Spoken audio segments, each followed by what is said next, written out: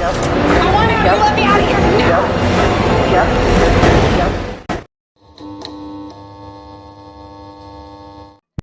सच कहते हैं कि डर के साथ जिया नहीं जा सकता तब तक जब तक आप अपने डर को हरा ना दो।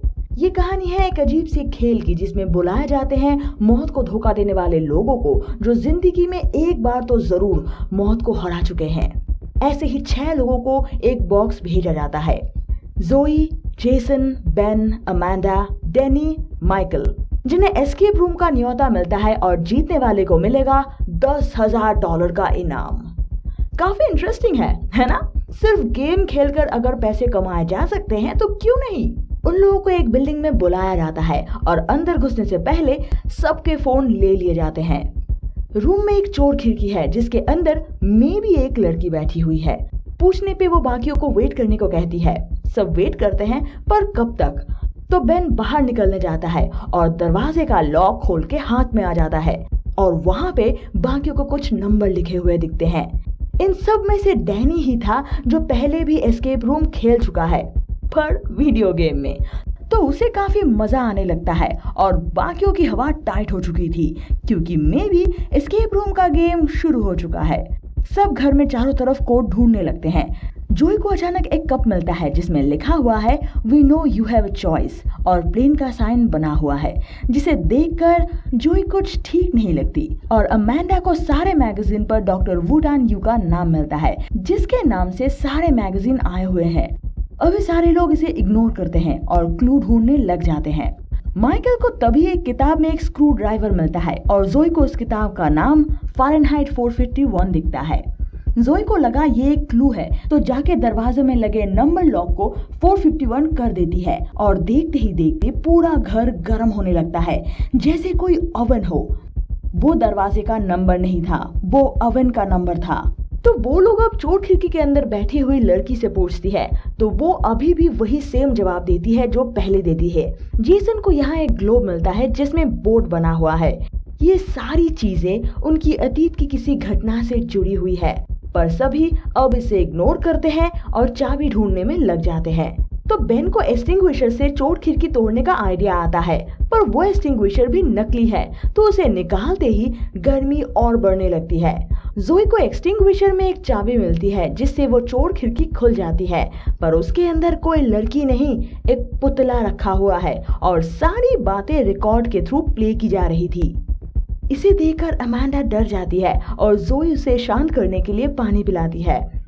जोई को फिर एक सुराग मिलता है जिसमें लिखा हुआ है डॉक्टर वू टान यू कहते हैं हमेशा कोस्टर्स यूज किया करो। तो वो तुरंत टेबल के पास जाती है जहां उसे एस्केप रूम का लोगो बना कोस्टर दिखता है। उसे प्रेस करते ही दूसरी तरफ एक पेंटिंग के पीछे से छोटी सी खिड़की खुल जाती है पर थोड़ी। जोई के हाथ हटाते ही वो फिर से बंद हो जाती है। टेबल पे ऐसे 6 कोस्टार्स थे तो बाकी लोग भी आके उसे दबाते हैं और वो खिड़की पूरी खुल जाती है। जेसन और माइकल पहले उस खिड़की से दूसरे रूम में पहुंचते हैं और ऐसे धीरे धीरे बाकी लोग भी जाने लगते हैं और टेबल में हाथ कम पड़ते हैं। आखिर जब सिर्फ 3 बचे हुए हैं उन्होंने अपने हाथ पैर सभी से कोस्टार को दबाया हुए हैं। तभी जोई को एक प्लान आता है। वो ग्लास भर भर कर पानी रखती है उस कोस्टार पर ताकि कोस्टार दबा रहे। आखिर जब बस एक कोस्टार बची थी तो पानी खत्म हो जाता है क्योंकि वो ही एक ग्लास अमांडा ने पी लिया था। इसी दौरान अचानक फॉल सीलिंग जल उठता है जैसे ओवन की तरह। अगर वो लोग वहां से नहीं निकल पाए तो वही उनका दाह संस्कार हो जाएगा। तो बेन अपने पास रखी दारू की बोतल निकालता है और ग्लास में भरकर कोस्टार पे रख देता है। कम ऑन, चलो चलो जल्दी जल्दी चलो। और वहां से तुरंत निकलता है और वो तीनों निकलते ही फॉल सीलिंग नीचे गिरता है और पूरा घर ब्लास्ट हो जाता है। अब वो लोग एक पुराने लकड़ी वाले रूम में पहुंचते हैं जहां उन्हें चाबी से दरवाजा खोलकर बाहर जाना है। जेसन को एक बैग में वो चाबी मिल जाती है पर इतना आसान होता तो ये पूरी फिल्म थोड़ी बनती। चाबी खोलने के बाद उस दरवाजे पे एक लॉक भी है, कॉम्बिनेशन लॉक। वर्ड इकट्ठा करो और लॉक खोल दो। माइकल को दीवार पर एक सेंटेंस लिखा हुआ दिखता है, तुम्हारा नाम इतिहास में अमर हो जाएगा।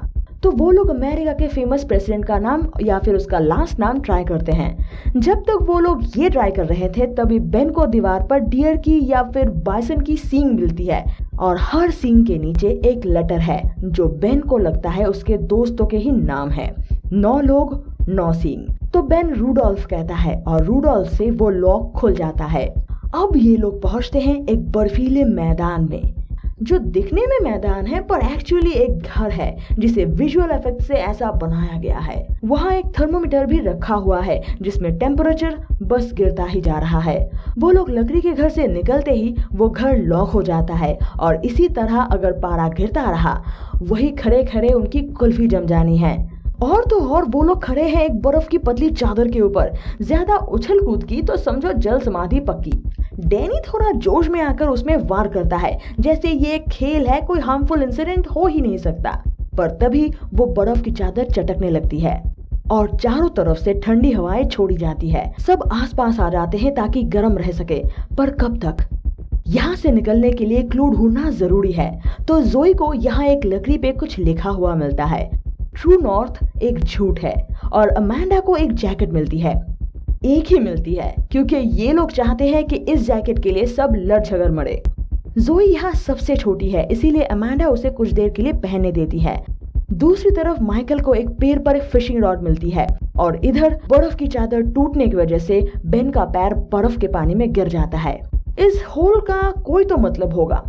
यही सोच के वो लोग फिशिंग रॉड पानी में डालते हैं, शायद पानी में ही कुछ सुराग मिल जाए। जोई को उस जैकेट के पॉकेट में एक कॉम्पास मिलता है और जोई उस सेंटेंस को याद करती है, ट्रू नॉर्थ एक झूठ है। तो वो कंपास की मदद से वो सुराग ढूंढने की कोशिश करती है तो उसे एक पोलर बियर दिखता है जो कि नॉर्थ की तरफ मुंह किए हुए है। तो शायद उसके दूसरी तरफ ही कुछ मिलेगा, पर उसे कुछ भी नहीं मिलती। तो अब वो पोलर बियर के अंदर हाथ डालती है और उसके अंदर उसे एक मैग्नेट मिलता है। मैग्नेट को अब उस फिशिंग हुक में बांधकर पानी के नीचे उतारा जाता है और कुछ भारी सा उसमें अटकता है। ओके, मैंने पकड़ लिया। उस फिशिंग रॉड से खींचती हुई एक बर्फ से बनी बॉक्स ऊपर आती है जिसके अंदर ही चाबी रखी हुई है। सारे मिलके उस बॉक्स को तोड़ने की बहुत कोशिश करते हैं पर कुछ भी काम नहीं करता। बेन के पास सिगरेट जलाने के लिए लाइटर है पर उसके दिमाग की बत्ती जलाने के लिए क्यों कोई लाइटर नहीं होता। तो बाकी लोग उससे वो लाइटर मांगते हैं पर पता नहीं क्यों बेन उस लाइटर को बर्फ में दे मारता है। मे बी शायद वो फ्रस्ट्रेट हो चुका था।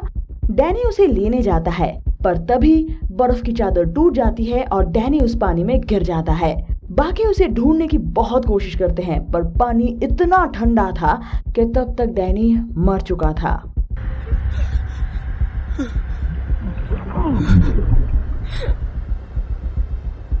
इस गेम में ये पहली मौत थी। सबकी अकल ठिकाने आ गई थी कि ये कोई गेम नहीं है, रियल लाइफ ड्रामा है, यहाँ कुछ भी हो सकता है। फिर सब एक पेड़ के नीचे आते हैं और अपनी बॉडी के हीट से उस बर्फ को पिघलाने की कोशिश करते हैं। माइकल जैकेट पहनकर आखिर तक उस बर्फ को पकड़े रहता है और थोड़ी देर बाद ही वो बेहोश हो जाता है। सब माइकल को बचाने की कोशिश करते हैं पर जेसन उसे इससे कुछ भी फर्क नहीं पड़ता। बस वो चाबी लेता है और दरवाजे की तरफ दौड़ता है। ठंड में दिमाग काम करना बंद कर चुका था और वो पागलों की तरह यहाँ वहाँ भागने लगता है। चाबी दरवाजे पे लगाता तो है पर ये दरवाजा नहीं खुलता और तभी दूसरी तरफ एक और दरवाजा खुलता है जो अब तक नहीं दिखाई दे रहा था और दरवाजा खुलते ही बर्फ की चादर ब्लास्ट होने लगती है। जैसे तैसे सारे वहाँ उस दरवाजे से निकलते हैं और दूसरे रूम में आते हैं। थोड़ी देर की गर्माहट बड़ी सुकून दे जाती है पर यही कहानी खत्म नहीं होती है। ये एक नया रूम है जिसे एक बार की तरह सजाया गया है पर सब कुछ यहाँ उल्टा है। तभी जमीन हिलने लगती है जैसे कोई लिफ्ट हो जो सीधे ऊपर जा रहा है। लिफ्ट रुकते ही वहाँ रखी एक फोन रिंग होती है और अपने आप ही उसका रिसीवर नीचे गिरता है। हेलो कहते ही अचानक बहुत जोर से गाना बजने लगता है जिससे आपस में बात करना भी बहुत मुश्किल हो जाता है। जेसन को एक दरवाजा दिखता है पर उसका हैंडल नहीं है। माइकल को ऊपर पूल टेबल में 8 नंबर की बॉल नहीं दिखती तो उसे ढूंढने माइकल आगे बढ़ता है और तभी सामने की जमीन खिसक जाती है। माइकल को बेन किसी तरह पकड़ लेता है और माइकल गिरते गिरते बचता है। मतलब टाइम जितना धीरे धीरे बीतता जाएगा, सारे फ्लोर्स एक एक करके गिरते जाएंगे। अमांडा थोड़ा साहस दिखाती है और ऊपर चढ़ने लगती है, शायद वहाँ कुछ मिल जाए क्लू। ऊपर उसे एक लॉकर सेफ दिखता है जिसे खोलने के लिए नंबर चाहिए। तभी जोई को दीवार पर स्लाइडिंग पजल दिखती है और अब उसे वो पजल सॉल्व करना है। जोई को हेल्प करने माइकल, बेन दोनों ही आ जाते हैं और अब सारे एक रो में आ जाते हैं। जोई पजल सॉल्व कर लेती है। वह कलर्स को एक जगह रखना है और बिलियर्ड बोर्ड में रखी कलर के नंबर से वो तिजोरी खोली जा सकती है। अमांडा नंबर लगाती है पर नहीं खुलता। मतलब एस्केप रूम वाले इतनी आसानी से जीतने थोड़ी देंगे तुम्हें, हाँ? तो जोई, माइकल और बेन जिस रो में खड़े थे उसका स्क्रू धीरे धीरे ढीला होने लगता है और वो नीचे झुक जाता है। मतलब उस रो का वजन कम करना होगा। जोई वहाँ से निकलने की कोशिश करती है पर तभी उसका हाथ फिसलता है और वो नीचे गिरती है। थैंक गॉड वहाँ का फ्लोर गिरा नहीं था, पर वो बेहोश हो जाती है। कुछ देर बाद जोई को होश आता है और उसकी दिमाग की बत्ती भी जल जाती है कि ये रूम अगर उल्टा है तो कोड भी शायद उल्टा ही होगा। एंड यस, उल्टा नंबर लगाते ही तिजोरी खुल जाती है। सारे उस दरवाजे के पास पहुंचते हैं और अमांडा को बस उस चाबी को लेकर उस दरवाजे तक पहुंचना है, पर वो बहुत दूर खड़ी है। अमांडा आर्मी में थी तो वो जंप करती है बिलियर्ड बोर्ड पे, पर किसी तरह उसके पॉकेट से वो चाबी नीचे गिर जाती है। उसे पकड़ने के लिए अमांडा नीचे जंप करती है और जेसन को चाबी दे देती है, पर तभी वो फ्लोर भी खिसक जाता है और अमांडा किसी तरह फोन रिसीवर पकड़कर लटक जाती है। पर झूले रहना एक रिसीवर के साथ इतना आसान नहीं। उसका हाथ फिसलता है और वो नीचे गिर जाती है। जोई इस बात से टूट जाती है, पर अफसोस करने का वक्त नहीं था। अब ये लोग पहुंचते हैं एक हॉस्पिटल वाले रूम में जहां जोई, बेन, माइकल और जेसन के हॉस्पिटल बेड रखे हुए हैं। मतलब एस्केप रूम वालों को इन सब के बारे में सब कुछ पता है। यहाँ सब धीरे धीरे अपनी असली कहानी शेयर करते हैं। जोई प्लेन क्रैश की इकलौती सर्वाइवर थी। जेसन अपने दोस्त के साथ बोटिंग पे गया हुआ था और वो लोग तूफान में घिर गए थे और यही वो जैकेट था जिसकी वजह से जेसन और उसके दोस्त के बीच में लड़ाई होती है, क्योंकि उस ठंड में हाइपोथर्मिया की वजह से उन दोनों की मौत होने वाली थी। उसका दोस्त किसी तरह वो जैकेट छीनकर तैरकर चला जाता है, पर भला ठंड में कोई जैकेट लेकर पानी में क्यों कूदेगा?